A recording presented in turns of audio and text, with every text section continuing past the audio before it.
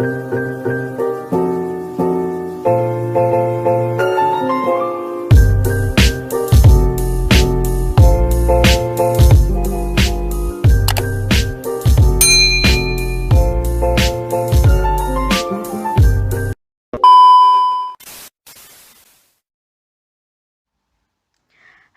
Maste, Watashi wa Sri Lestari desu. Watashi wa Chimahi Daiichi Sokugyou Kokou desu. Watashi wa Sokugyou Kokouyo Nensei desu. Halo, nama saya Sri Lestari. Di sini saya akan membahas lampiran 26, yaitu tentang perayaan. Kita akan masuk ke pembahasan lampiran 26, yaitu tentang perayaan. Sebelum masuk ke perayaan di Jepang, kita akan membahas tentang perayaan di Indonesia. Yang pertama, apa itu perayaan? Menurut Kamus Besar Bahasa Indonesia, perayaan adalah pesta, keramaian, dan sebagainya untuk merayakan suatu peristiwa. Lalu, perayaan apa aja sih yang ada di Indonesia? Biasanya yang terkenal adalah perayaan budaya pada masing-masing daerah. Contoh perayaannya yaitu yang pertama, Festival Lembah Balim di Raja Ampat. Yang kedua, Festival Lompat Batu di Nias. Kita akan membahas sedikit tentang Festival Lembah Balim di Raja Ampat. Festival Lembah Balim awalnya merupakan acara perang antar suku Dani, Lani, dan suku Yali sebagai lambang kesuburan dan kesejahteraan. Sebuah festival yang menjadi ajang adu kekuatan antar suku dan telah berlangsung turun-temurun namun tentunya aman untuk Anda nikmati. Seiring berjalannya waktu, Festival Lembah Balim tidak hanya menjadi pertunjukan perang antar suku, melainkan juga pertunjukan budaya dan seni masyarakat Pegunungan Tengah, Papua. Tentunya, atraksi perang antar suku juga menjadi bagian paling penting dan paling dinanti-nantikan. Festival Lembah Balim berlangsung selama 3 hari dan diselenggarakan setiap bulan Agustus bertepatan dengan bulan perayaan kemerdekaan Republik Indonesia. Awalnya pertama kali digelar tahun 1989. Yang istimewa bahwa festival ini dimulai dengan skenario pemicu perang. Nah, berikut gambar pada perayaan Lembah Balim di Papua. Nah, selanjutnya kita akan membahas tentang Festival Lompat Batu di Nias. Festival Lompat Batu adalah salah satu tradisi yang berasal dari Nias, Sumatera Utara. Tradisi ini biasanya dilakukan para pemuda dengan cara melompati tumpukan batu setinggi 2 meter dan tebalnya 40 cm. Untuk menunjukkan bahwa mereka sudah pantas untuk dianggap dewasa secara fisik. Festival Lompat Batu ini merupakan salah satu tradisi yang cukup terkenal di Nias. Selain ditampilkan sebagai acara adat, tradisi lompat batu ini juga bisa menjadi pertunjukan yang menarik, khususnya bagi para wisatawan yang datang ke sana.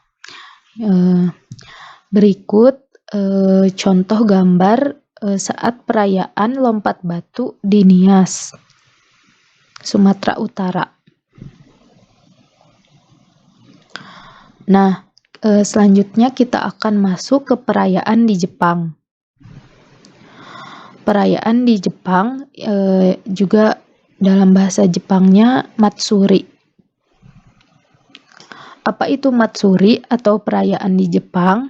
Matsuri adalah istilah agama Shinto yang berarti persembahan, ritual untuk kami. Dalam pengertian sekuler, Matsuri berarti festival atau perayaan di Jepang, di daerah Kyushu.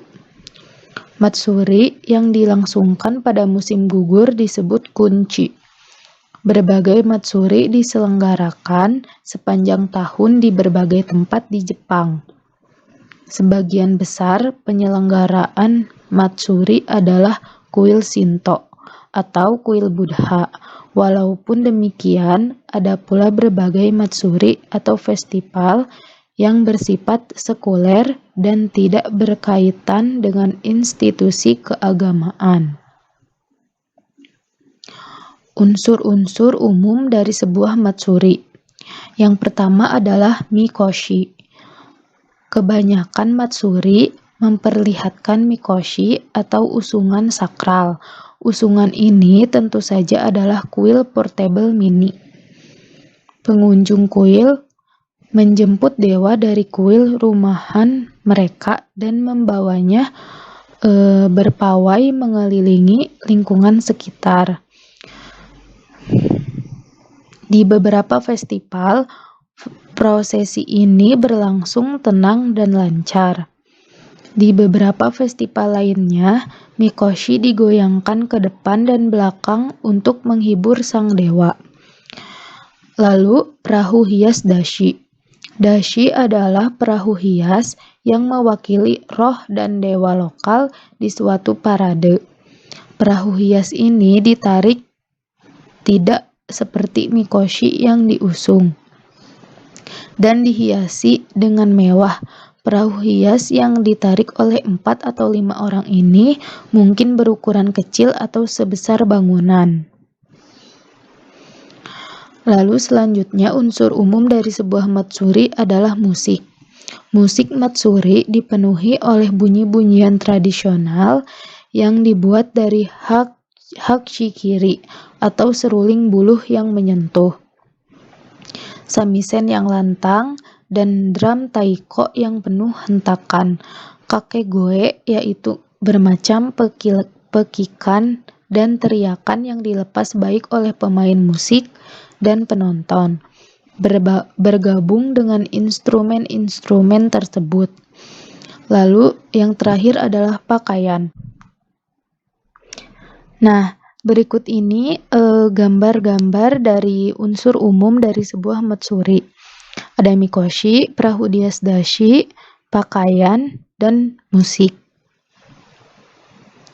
Nah, pada kesempatan kali ini saya hanya akan membahas satu festival yang ada di Jepang, yaitu Torino-ichi atau Festival Penggaruk Keberuntungan di Jepang. Torino-ichi yang berarti pasar ayam jantan adalah salah satu festival terpopuler di Jepang yang diselenggarakan di bulan November. Festival ini diselenggarakan selama beberapa hari, tepatnya di hari ayam jantan menurut kalender dan astrologi Cina. Festival ini berasal dari Tokyo, yang dulunya disebut sebagai Edo, dan festival ini pertama kali diselenggarakan di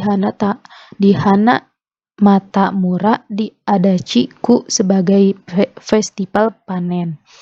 Diselenggarakan di kuil Otori. Para pengunjung berterima kasih kepada Otori-sama dan bermohon untuk diberikan keberuntungan dan kesuksesan dalam bisnis. Nah, pada tahun 2019, Torino-ichi diselenggarakan setiap 12 hari sekali di bulan November. Di tahun 2019, festival ini diselenggarakan pada tanggal 8 November Jumat dan 20 November Rabu. Karena festival ini diselenggarakan dari tengah malam sampai dengan tengah malam berikutnya. Kalian bisa mengunjungi festival ini kapan saja, tetapi pastinya mengunjungi festival ini di malam hari sangatlah menyenangkan. Kumade.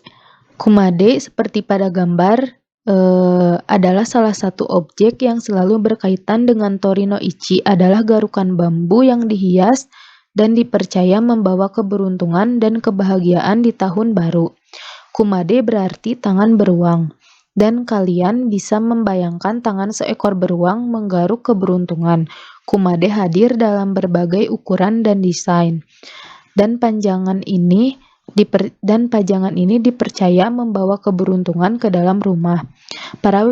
Para wira swasta biasanya memesan kumade dari jauh hari dan memiliki nama mereka ditulis di atas plat kayu.